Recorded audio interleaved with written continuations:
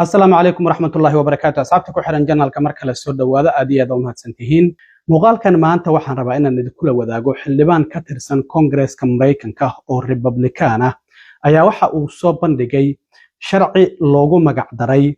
Taxi Payer Protection and Somalia Accountability Act 2026 شرعيا أيا وحا أودقيا إن دولة مريكان كوه أي لحساب تنتو دولة الصومالية إسلامركانا لعقها أي سيسو laga joojiyo hadii lagu helo musuqmaasuq ama deeqihii la siiyay in laga weecinayo meeshii loogu talagalay sidoo kalena waxa la socdo shuruudo dhowr ah oo ay la mid tahay sidoo kalena in viisayaasha loo diido mas'uuliyiinta iyo qoysaskooda lagu helo inay musuqmaasuq ay ku lug leeyihiin sidoo kalena waxa ku jirta in dadka Soomaalida ah ee lacagaha ka musuqmaasuqay Mareykanka oo Soomaaliya u baxsaday qofkii soo sheegay in lacaga abaalmarin ah la siinayo bal sharcigan iyo qodobada kala duwan ee ku jira ayaan rabaa inaan idin la wadaago ognahay markii Trump xilka uu la wareegay in uu joojiyay lacaga aad u fara badan oo dawladda Mareykanku ay siin jirtay wadamada caalamka oo deeq ahaan loo siin jiray waxa uu qayb ka ahayd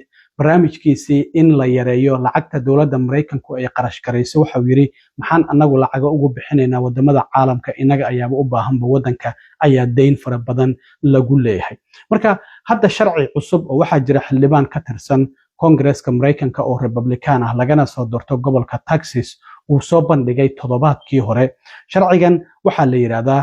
HR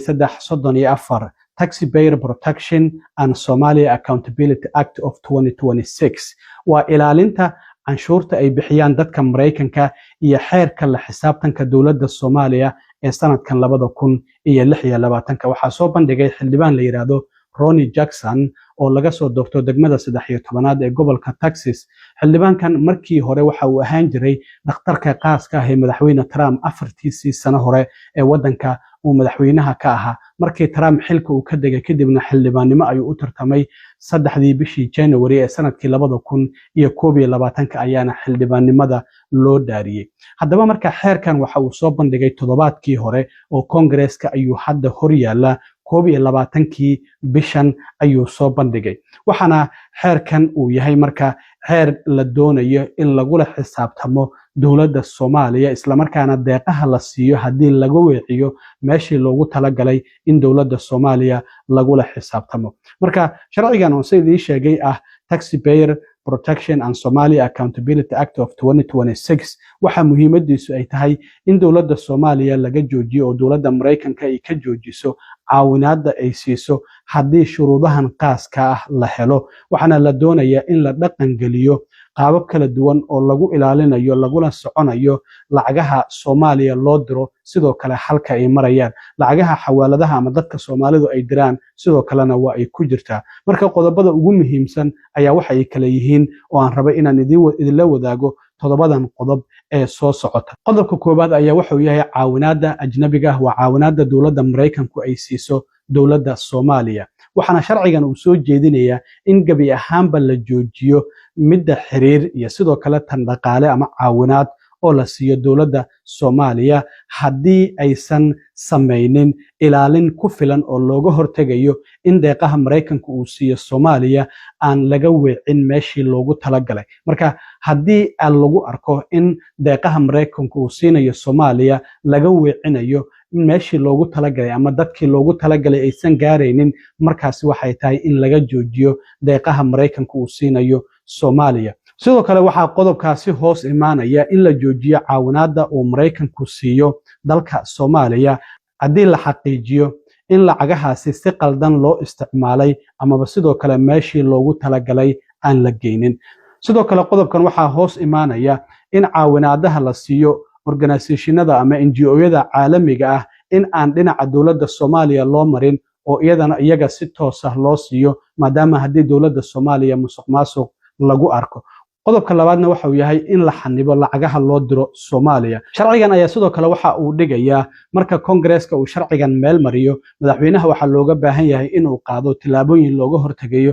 lacagaha shakhsiyaadka ama sidoo kale hay'aduhu ay u diraan Soomaaliya in lacagahaasi haddii shuruudahan lagu arko gabi ahaanba lacagahaasi la joojiyo. Shuruudahaasi waxaa ka mid ah in la xaqiijiyo lacagahaasi in aysan ka baxaynin barnaamijyada dowladda Mareykanku ay bixiso, waa barnaamijyada dadka lagu caawinayo sida social security iyo lacagahaasi in aysan lacagahaasi aan laga diraynin. Sidoo kalena waxaa ka mid ah in la xaqiijiyo in qofka lacagahaasi diraya uusan dowladda ka helaynin Mareykanka wax caawinaad ah. waxaa sidoo kale jirta qodobka saddexaad uu yahay in la cadeeyo lacagahaasi inaysan ka faa'iideysanaynin dowladda Soomaaliya ama sidoo kale ururada argagixisada ah. waa kii riboodkii wargeyska uu qoray la yiri lacagaha laga diro gobolka Minnesota ururka Al-Shabaab ayay si toos ah ay gacantooda u galaan, walow arrintaasi weli aan cadeyn loo helin. qodobka saddexaad waxa uu yahay in reporting iyo weliba accountability in dadku ay soo sheegaan lana xisaabtamo. wasiirka arrimaha dibadda ayaa waxaa looga baahnaan doonaa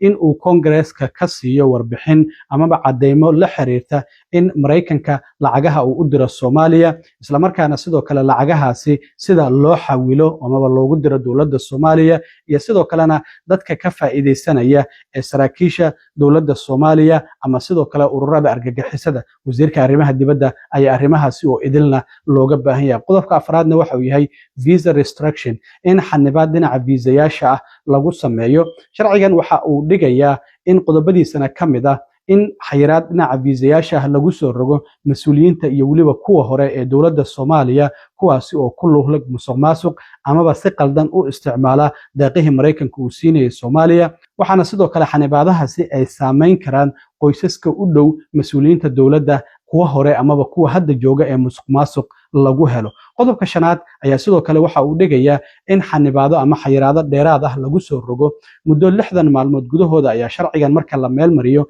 madaxweynaha waxaa looga baahan yahay in cunaqabatayn uu ku soo rogo mas'uuliyiinta ajnabiga ah ee lagu helo inay ku lug leeyihiin musuqmaasuq oo ka tirsan dowladda Soomaaliya, kuwaasi oo gacan ka geysta in deeqaha Mareykanka uu siiyo Soomaaliya ay u weeciyaan meel aan ahayn meeshii loola jeeday ama dadkii loogu talagalay in la siiyo u leexiya. qodobka lixaadna waxa uu yahay in abaalmarin loo ballan qaado dadka soo sheega dadka Mareykanka ay musuqmaasuqeen ka baxsaday oo Soomaaliya tagay. wasiirka arrimaha dibadda ayaa waxa ogolaansho loo siinayaa in ay wasaaradda arrimaha dibadda ay soo bandhigto abaalmarin la siinayo qofka soo sheega warbixin la xiriirinaysa dadka amaba qeexaysa dadka iyagu shakhsiyaadka ah ee ku lug leh sidii loo heli lahaa musuqmaasuqa intay Mareykanka ay musuqmaasuqeen, isla markaana sidoo kalena baxsaday qofkii soo sheega in abaalmarin loo ballan qaado halka qofkaasi halka uu ku sugan yahay iyo sidoo kale lacagihii uu la baxsaday sidii loo heli lahaa. waxaana ay noqon kartaa lacagta ugu badan ee abaalmarin loo siin karo shakhsiyaadka soo sheega dadka Mareykanka intay musuqmaasuqeen lacaga fara badan baxsaday halka ay ku sugan yihiin in la soo xiro amaba lacagihii ay la baxsadeen la soo qabto ilaa iyo $250,000 ayaa lacagta ugu badan ee loo ballan qaadi kara ay tahay. marka sharcigan waxa uu yahay sharci hadda Congress-ka la hordhigay gudiyada ku lug leh markay ansixiyaan kadib, oo Congress-ka haddii uu ansixiyana markaasi kadib ayaa sharci uu noqonaya. sidaas darteed ayaa hadda xildhibaankan ilaa iyo 4 xildhibaan oo kale ayaa waxa la leeyahay waa ay ku wehliyaan walow magacyadooda aan la sheegin. Congress-ka ayaana la filayaa in sharcigan la hordhigo, haddii ay ansixiyaan markaasi kadib madaxweynaha ayaa saxiixaya, sidaasi ayuuna sharci ku noqonaya. marka waxaan rabay inaan idila socodsiiyo sharcigan loogu magac daray Taxpayer Protection and Somalia Accountability Act of 2026 oo xildhibaankan uu Congress-ka soo hordhigay, isla markaana dhowr aqrin marka uu maray kadibna ay Congress-ku ka doodi doonaan. marka waan arki doonaa haddii labada aqal ay meel mariyaan madaxweynuhuna uu saxiixo.